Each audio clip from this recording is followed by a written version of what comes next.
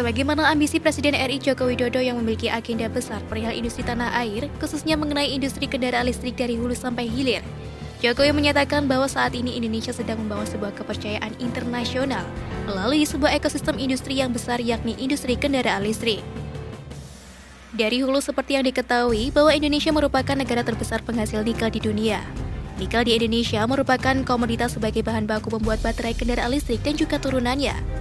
Dan Jokowi mengatakan hilirisasi barang tambang seperti nikel ini merupakan bentuk awal dari Indonesia yang ingin mendapatkan nilai tambah.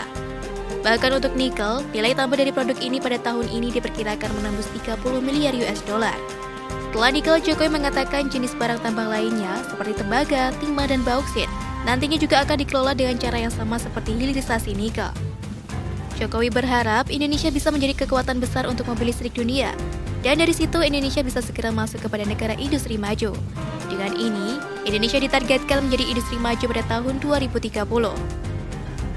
Indonesia yang merupakan salah satu negara dengan cadangan nikel terbesar di dunia.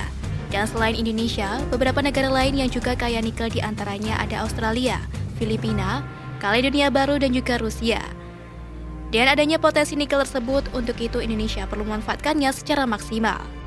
Lantas, bagaimana cara memaksimalkan nikel yang sebaiknya ditempuh Indonesia? Ekonom senior Bambang Brojonegoro berbicara mengenai hal ini.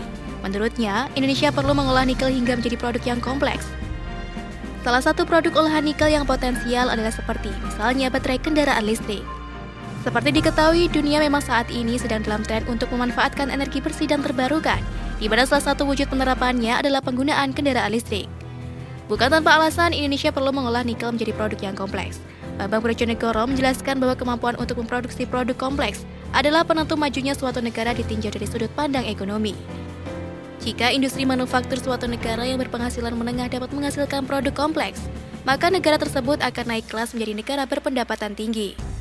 Dalam memanfaatkan nikel, maka dari itu Indonesia sebisa mungkin tidak hanya memanfaatkan nikel dalam bentuk biji, namun mengembangkan produk lewat berbagai langkah seperti optimalisasi riset dan pengembangan produk atau R&D dan branding.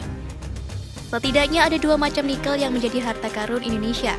Pertama adalah biji nikel kadar rendah di bawah 1,5% atau biji nikel limonit. Kedua adalah biji nikel kadar tinggi di atas 1,5% atau nikel saprolit.